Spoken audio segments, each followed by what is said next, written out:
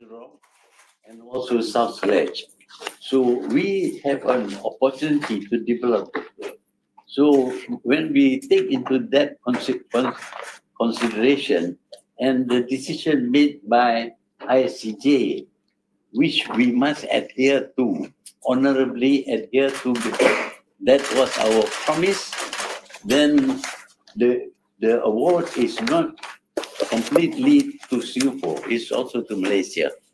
Of course, with the Indonesia, we have Pulau Sipadan and Legitan. And Pulau Sipadan and Legitan are two of the 10 most beautiful islands in the world. It was claimed by Malaysia, it was claimed also by Indonesia, but it was awarded to Malaysia, and Indonesia did not protest. Although they lost a very beautiful island, they did not protest. So it is wrong for us to protest. If we don't understand the language, we can ask ICJ what they mean. But here, the move is to sort of challenge ICJ's decision and the basis for that decision. We have given an undertaking, and we can't do that. So that is a problem. As far as a decision made not to continue with the claim that was started not during my time, we find that we should not claim any more than what is given by this ICJ.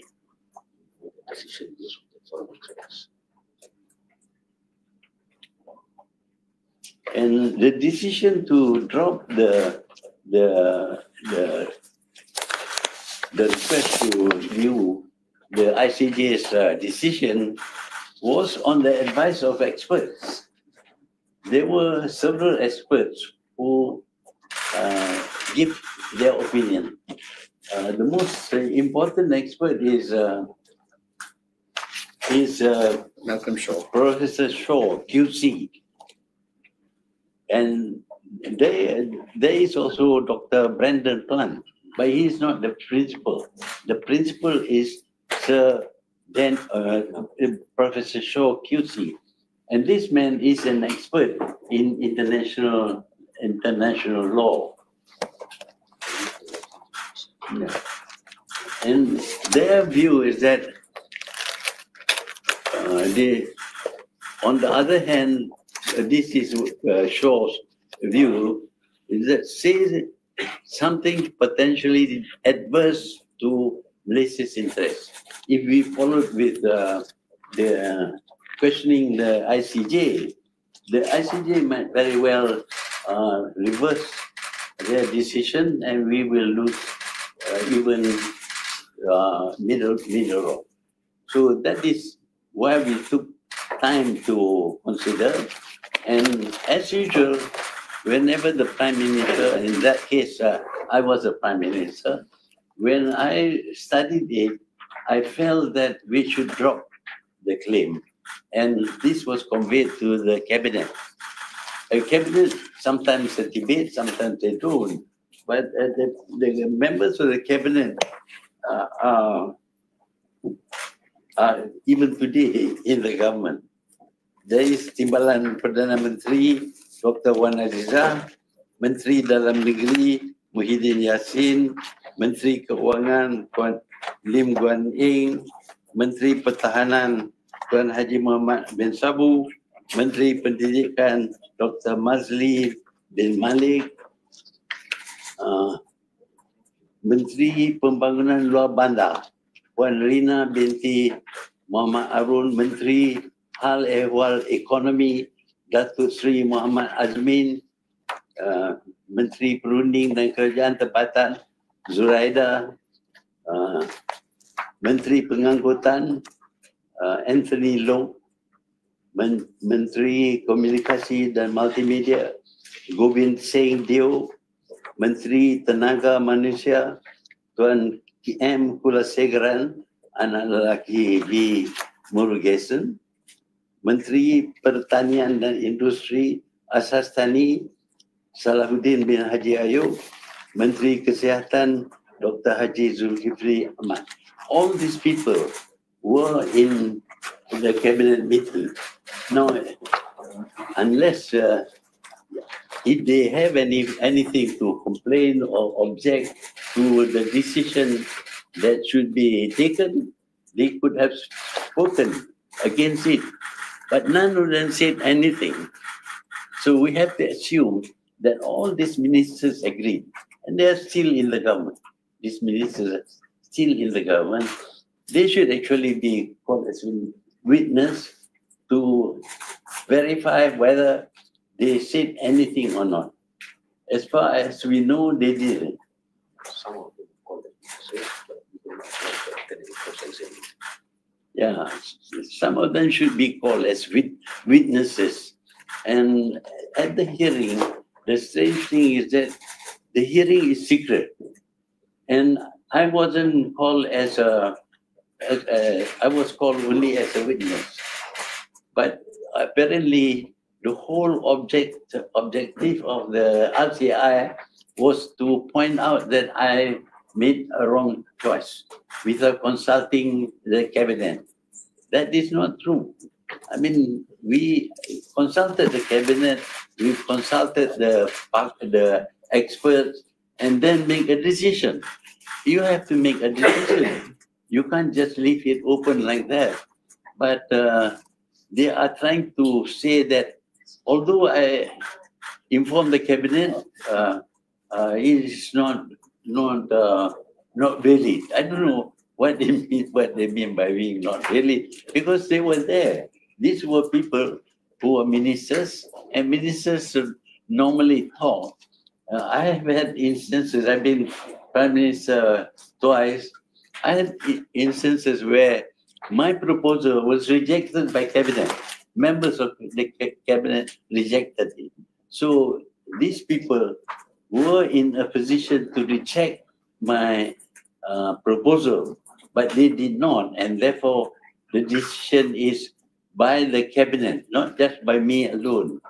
Although they seem to keep on repeating that I made the decision all by myself, and that is not true at all. And you know, this publication, a lot of these things are blanked out. 47 pages. 47 pages. See, so even this document, lots of things are hidden. I mean, it should be full document. It is something that is of interest to the public, but they issued this with this cancellation. So this paper is presented seeming to pinpoint that I was the one who was responsible. It was not me alone. It was the cabinet. But of course, they cannot very well charge the whole cabinet. So they want to charge me under criminal law. I mean, what do I gain from that? I get nothing. It is in the interest of the country that I made that decision. And I know that middle road is valuable to us, and we can develop it. At the same time, we have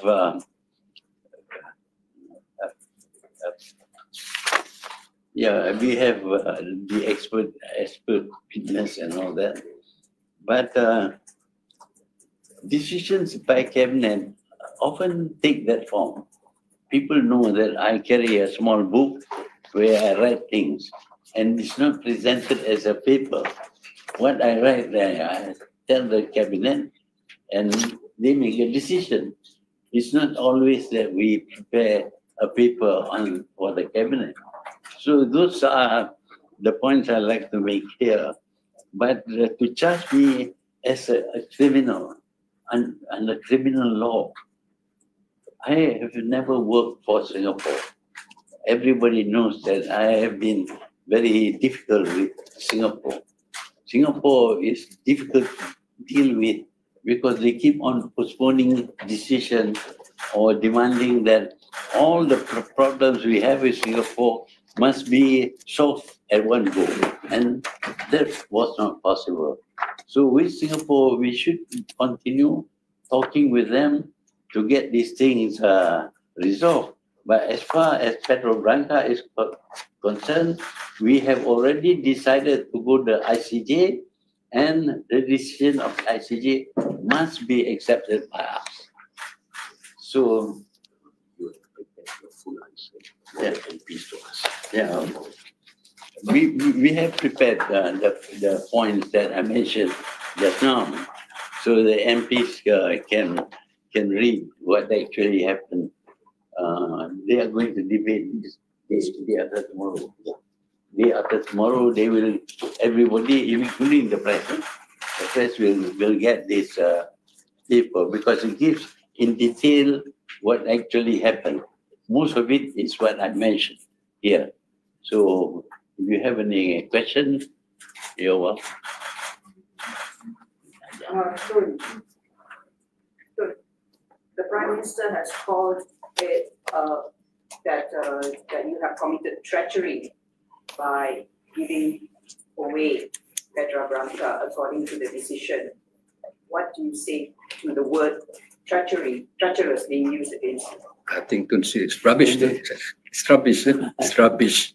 It's not, how can you describe it as treachery when I do it without any personal gain, and gain for the country, this middle road? We made a good decision. Based on the legal experts, the QCs and the foreign legal experts, Tun did not make the decision himself. Yeah, I work on the basis of the information that I get from the AG staff, also the foreign experts. When you ask the questions of the ages, nobody knew what the issue. Yeah. The strange thing is that the AG staff does not know what the AG was doing when Apandi was there. You know, Apandi was not regarded as a good AG because he investigated the case of Najib in 6 months, not thoroughly, and then he declared that Najib had done nothing wrong.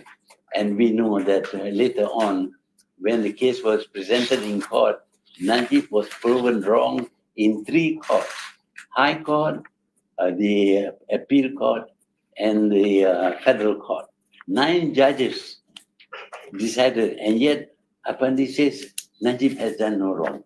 That is a kind of not following procedures properly. He should have done a very thorough examination, but Apandi didn't. So you cannot trust Apandi because he seems to support the decision, but he was made chairman of the task force, which recommended the setting up of the RCI. So if you're recalling treachery, then the whole cabinet is treachery. Yeah, it's pointed out that the decision actually is made by the cabinet. The whole process was gone through, and if I am treasurer, then the whole cabinet, including my deputy prime minister, was also treasurer. Yes. Do you see this as politically motivated? Politically motivated. I think very much so, very much so. The whole idea is how to destroy me and see and calling me treacherous and all that. You know my stand against Singapore. I have been very, very strong on the relationship between Malaysia and Singapore. We don't give in to Singapore. Jika siasatan jenayah ke atas Tun ini diteruskan, Tun bersedia untuk memberi kerjasama. Yang kedua, melihat kepada siasatan jenayah ke atas Tun ini, apa hubungan, efek hubungan Singapura dengan Malaysia kerana ini keputusan ICJ. Kalau ada siasatan, Tun bersedia. Ya, kalau ada siasatan, saya sedialah. Nak tanya saya, tak nak periksa saya, nak buat criminal investigation, they are welcome to do that. Because I have been very careful about my behavior throughout the 22 years I was Prime Minister. Even the accusation that I stole money from the government, until now, Anwar has not been able to prove even 1 cent being stolen by me.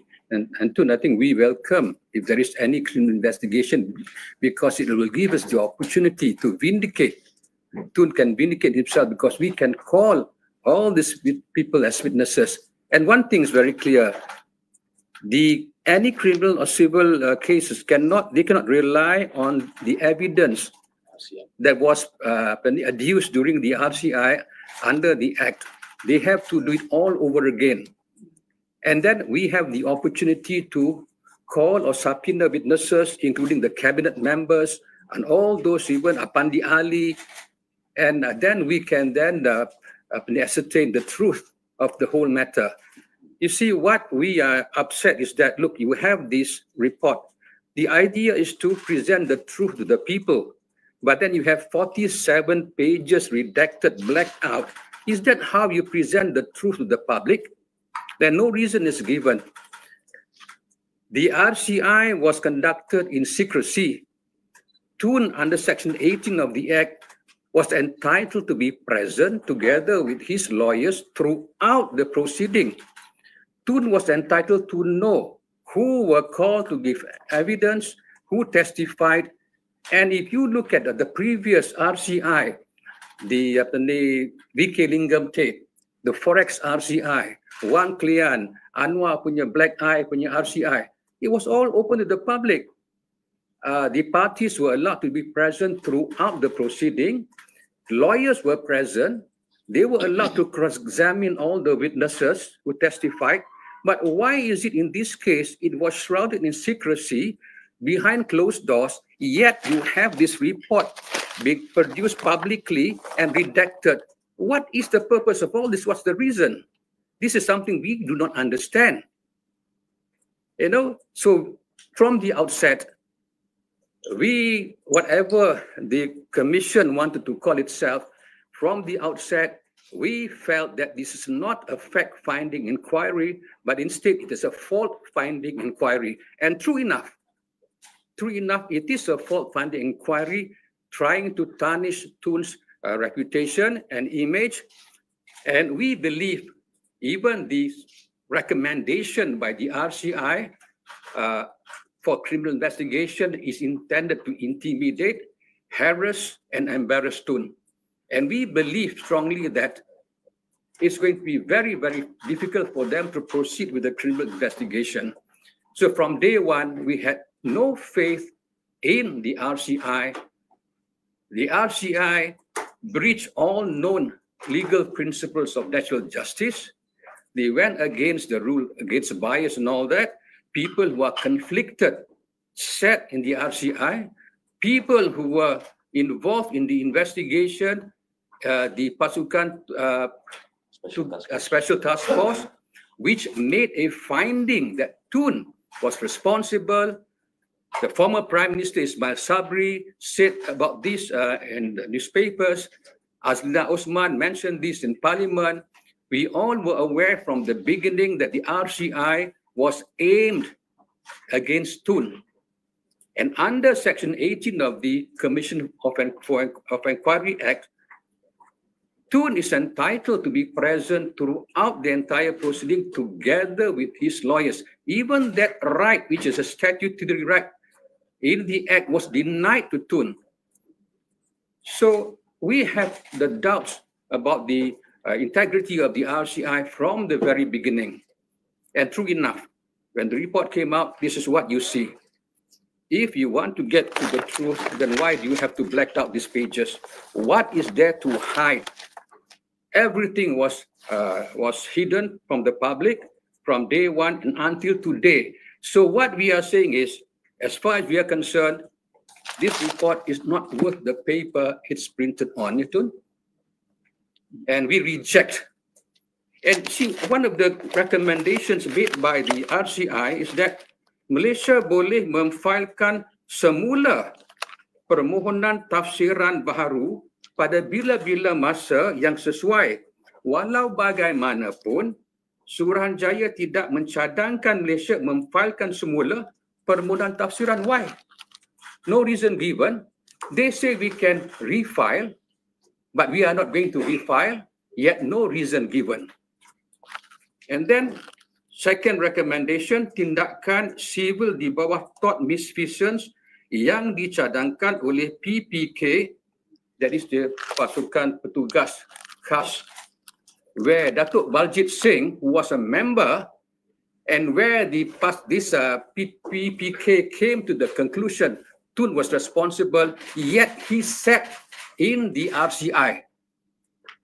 How could he sit and arrive at a conclusion in the PPK and yet then sit in the RCI and coming to the same conclusion? So these are the issues we raised before the commission, but they just brushed aside all our objections. And now they say, look, tindakan sivil di bawah tort misfeasance yang dicadangkan oleh PPK tidak perlu diambil terhadap Tun Dr. Mahathir kerana tindakan tersebut telah terhalang oleh had masa. That's wrong, because this finding by the RCI is only recent, and the limitation is 6 years. So it should run from the date when the finding is made. So all these are excuses given by the RCI. And the last recommendation is for siasatan jenayah boleh dimulakan terhadap Dr. Mahathir atas kesalahan di bawah Section 415B Kanun Keseksaan dan boleh dihukum di bawah Section 417 Kanun yang sama dan juga di bawah Section 418 Kanun yang sama. This is a criminal penal code. The offense of cheating. Are they saying that Tun cheated the cabinet? Tun lied to the cabinet? The cabinet was briefed. In fact, if you look at the cabinet minutes, the ministers were briefed. They were aware what happened, and we have lawyers there. These are cabinet ministers made up educated people. They knew what was happening. They never objected. They never raised any issue with Tun about the presentation of the briefing by Tun. And today, they are saying, look, they are not happy. Tun probably they are saying Tun lied to them, Tun cheated them, Tun did not present the truth. But why now? To me and to us, they are trying to save their skin. They are doing this because they want to protect themselves. But this opportunity to cross-examine them will be available to us should the criminal prosecution is proceeded with. And these people will be called, we can cross-examine them. So this is how we view the report of the RCI. I would like to add that in my cabinet at that time, the Deputy Prime Minister was Wan Azizah. She was sitting next to me, but she didn't say anything, nor was she called by RCI to give evidence.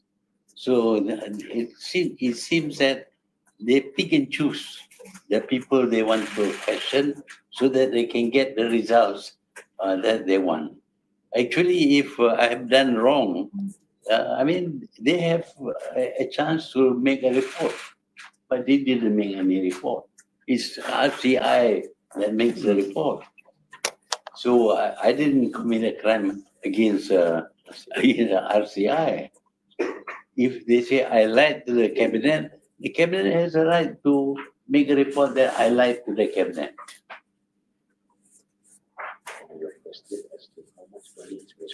Oh, yeah. Actually, a lot of money was spent by the AGS chambers to investigate. They went to stay in UK for 11 months. For 11 months, they stayed in UK. Nothing was reported that is incriminating. So what did they do? 11 months in the UK?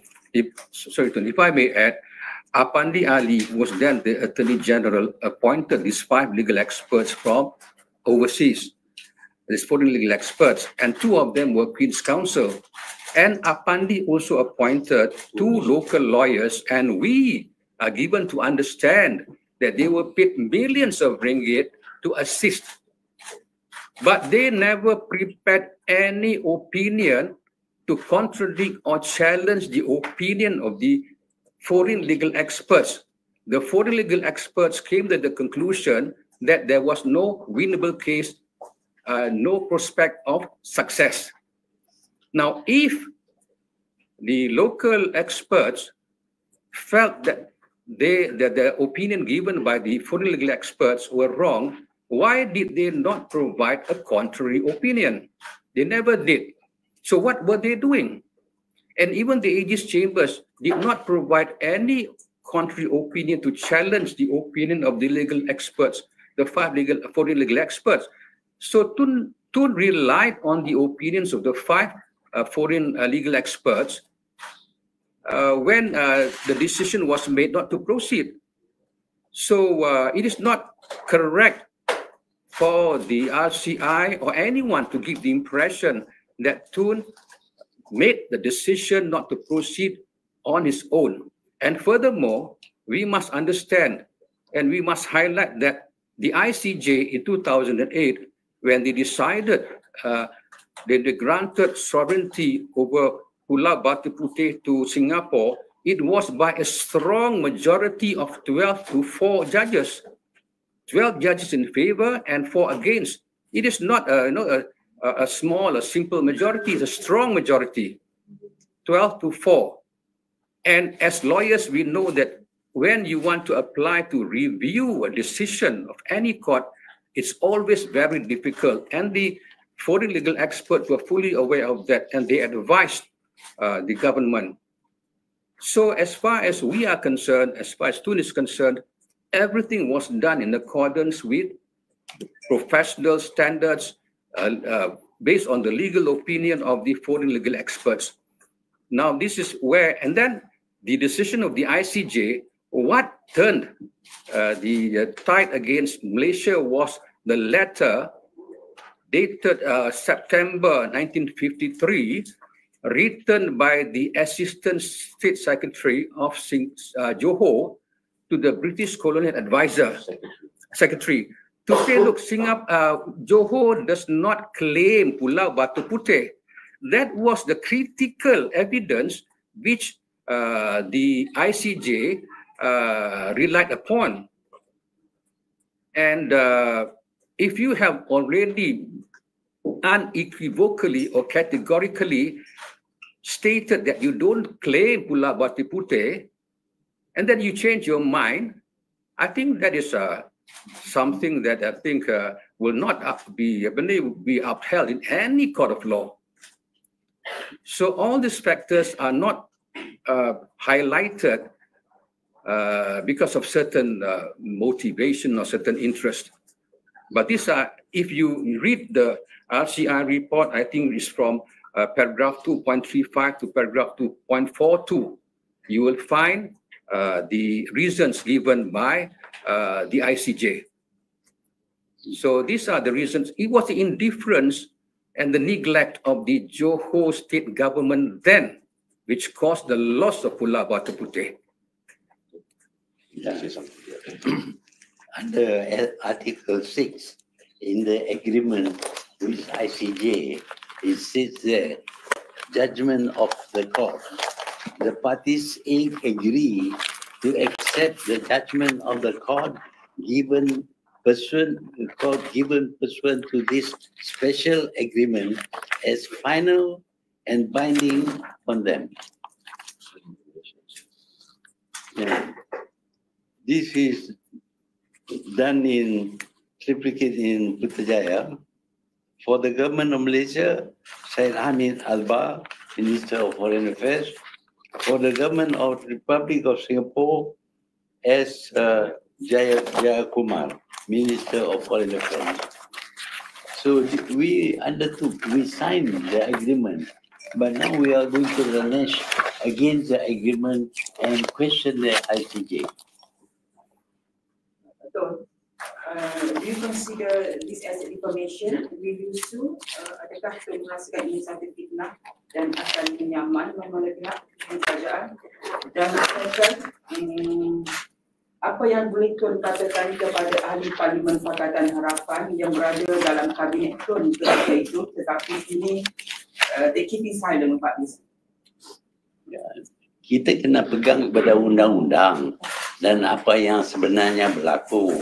Tetapi kita dapati laporan ini yang dibuat oleh RCI ini cari jalan nak tumpu kepada saya. Kononnya saya buat keputusan ini seorang diri, which is not true. Jadi the report itself is biased to find fault with me, not with the whole cabinet, not with the deputy prime minister, who all had a chance to rebut or change my decision. That is how the cabinet functions.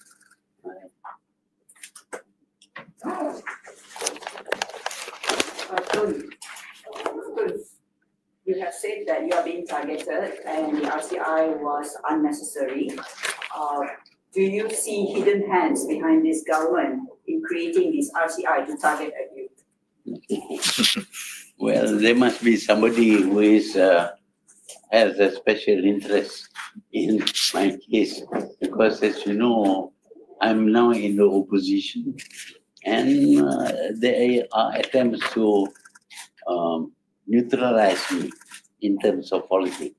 So now I am supposed to be a criminal, banduan, bukan banduan terhormat. Orang itu jadi banduan terhormat, dah masuk jail 5 tahun. Saya pun nak dijadikan banduan. Kita tahu kes seperti Daim umpamanya, sampai orang itu mati, dia sakit. Kononnya bila dia tak pergi ke court pasal dia sakit, they tried to accuse him of being mad, to be examined in the lunatic asylum. So this thing is going on in this country. And I think it is very unhealthy where the law is used to oppress people. But I know, of course, you find difficulty writing all this that I've said, because we are a free country, free not to publish. I think Tun is being very respectful. Actually, I would say it's a political revenge. Politics of revenge, no? They have a grudge against you.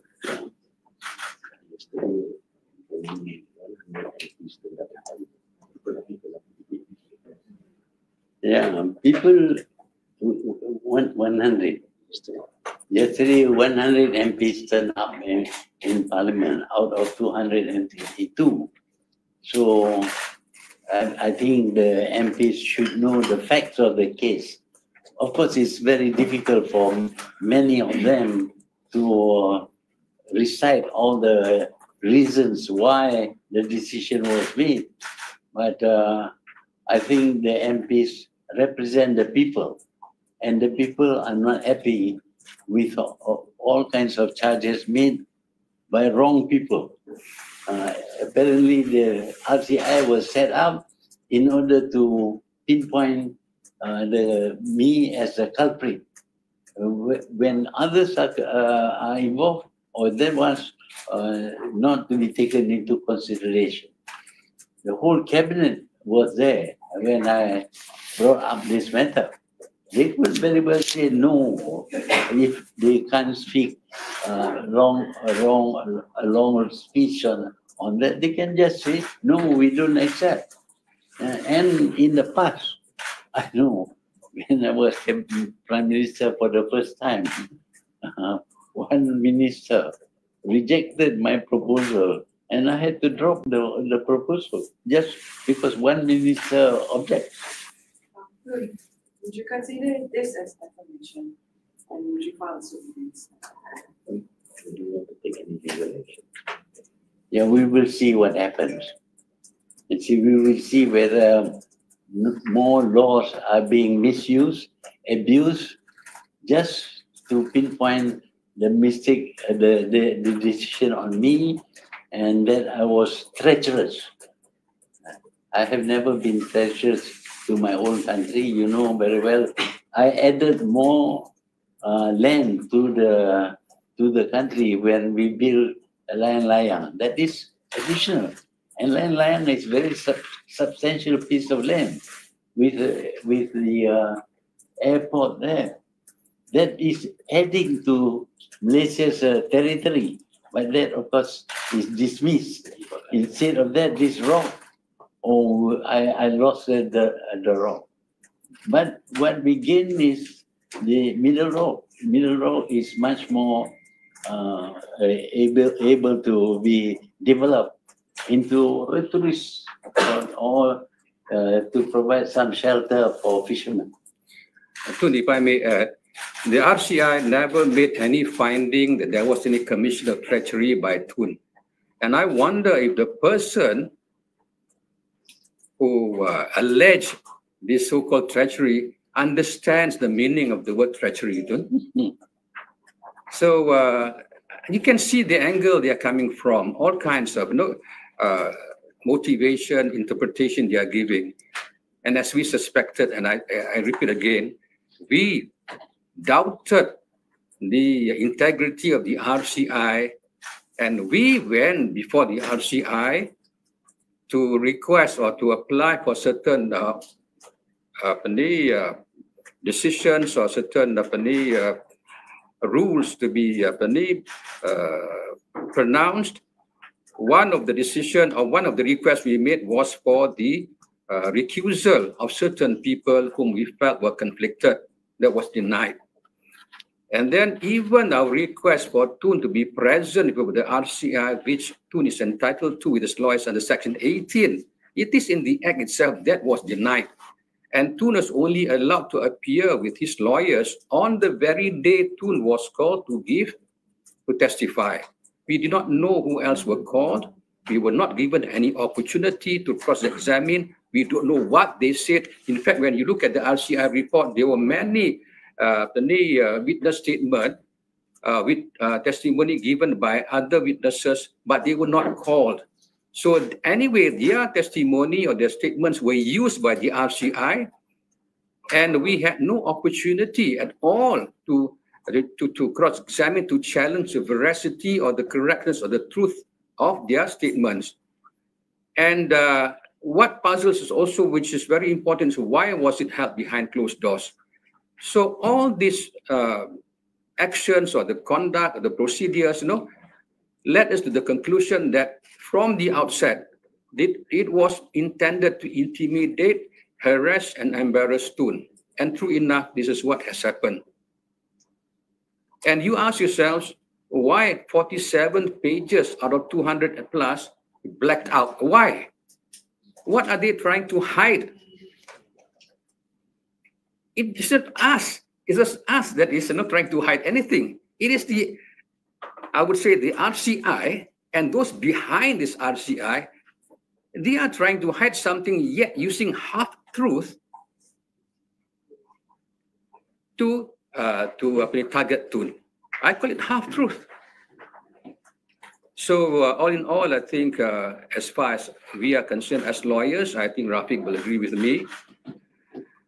We reject in totality the findings of the RCI.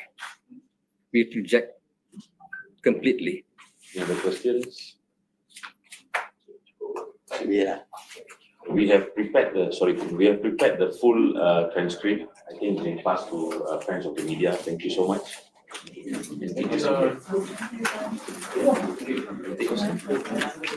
Okay.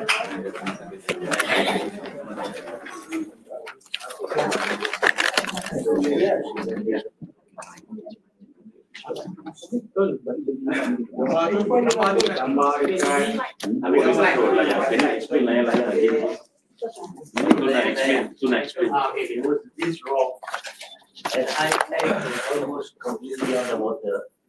We clean it and build one way for airplanes. Now land here, and there is a hotel, there is a garrison there, and we have a lot of people diving there. That is adding to the territory of Malaysia. For this, no credit is given, nor do I claim any credit. But the fact is that we added to the territory of Malaysia.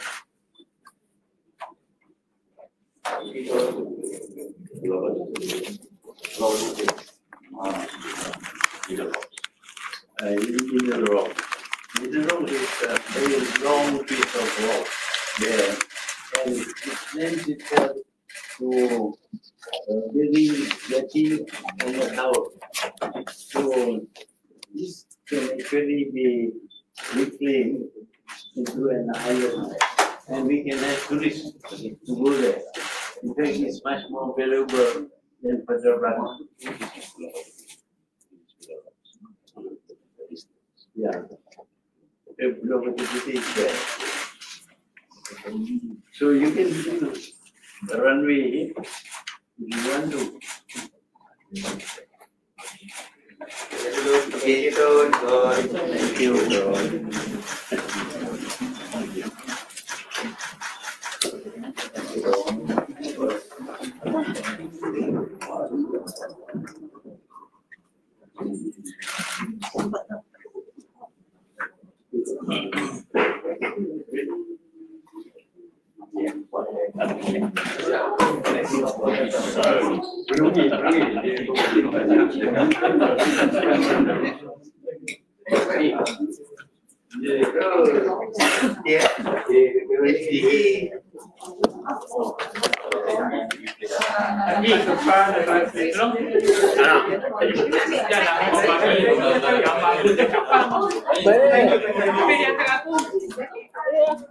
Ada tak on? Tak on ah? Tak on? Boleh satu ni?